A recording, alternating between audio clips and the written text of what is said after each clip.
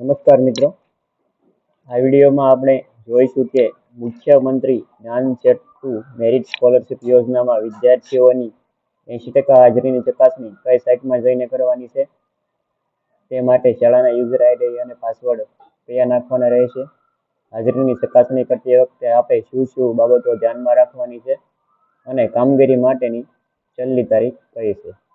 તો ચાલો વિડીયોને સ્ટાર્ટ કરીએ. સૌ પ્રથમ તો આપણે કોઈ પણ બ્રાઉઝરમાં જઈને ગૂગલમાં જ્ઞાનસેતુ પોર્ટલ લખવાનું છે. જેથી પહેલી જે લિંક આવે છે namoyojna.org, તેમાં જ્ઞાનસેતુ પોર્ટલ ઉપર ક્લિક કરવાની છે. તેમાં આપના અહીંયા સ્કૂલ લોગિન કરી આપનો યુઝર આઈડી અને પાસવર્ડથી લોગિન થવાનું છે.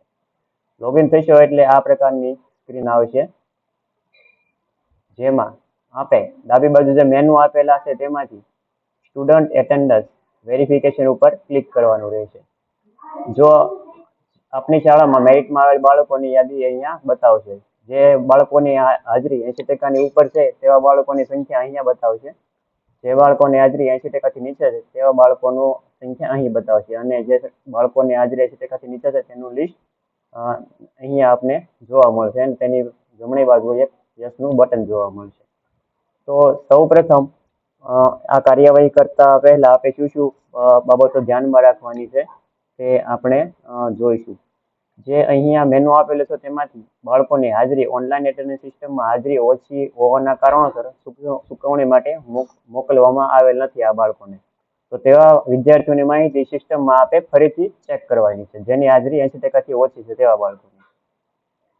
સ્કૂલ એટેન્ડન્સ મોડ્યુલમાં શાળા લોગિનમાં વિદ્યાર્થીઓની પ્રથમ સત્રની હાજરી નિયમાનુસાર શાળાના અધિકૃત રેકોર્ડ મુજબ 80% અથવા તેથી વધુ હોય તો તેની ખાતરી કરવાની છે. આ જે એક બાળક 80%થી નીચે આવ્યું છે તો આપણે એની આપના શાળાના હાજરી પત્રક અથવા તો જે અધિકૃત રેકોર્ડ હોય તેના મુજબ આપણે જોવાનું છે કે અહીંયા એટેન્ડન્સની પર્સન્ટેજ લખેલી છે 77%.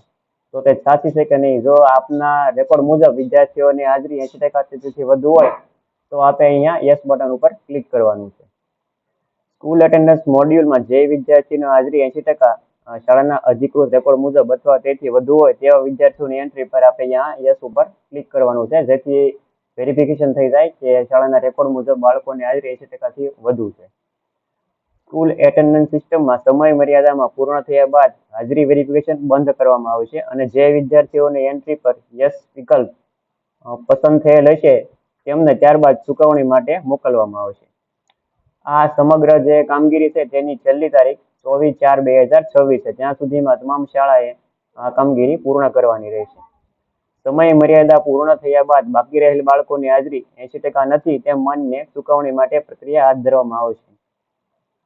સમય મર્યાદા પૂર્ણ થયા બાદ જે વિદ્યાર્થીની હાજરી વેરિફિકેશન થયેલ નહીં હોય તેવા વિદ્યાર્થીનો લાભપાત્ર માનવામાં આવશે નહીં, જેથી એ બાળકોને શિષ્યવૃત્તિનો હપ્તો મળશે નહીં. તો આપને શાળા લોગિન કરી જ્ઞાનસેતુ પોર્ટલ પર સ્ટુડન્ટ એટેન્ડન્સ વેરિફિકેશનમાં જઈ જે બાળકોની હાજરી 80%થી ઓછી છે તેવા બાળકોની સંખ્યા અને નીચે અહીંયા લિસ્ટ બતાવશે, અને જો આપના રેકોર્ડ મુજબ તે બાળકોની હાજરી 80%થી વધુ હોય તો આપે યસ બટન ઉપર ક્લિક કરવાનું રહેશે, જેથી તે બાળકોને લાભ મળવાપાત્ર માનવામાં આવશે અને ચૂકવણી પ્રક્રિયા હાથ ધરવામાં આવશે. તો તમામ મિત્રોએ આ કામગીરી તારીખ 24/4/2026 સુધીમાં પૂર્ણ કરવાની રહેશે.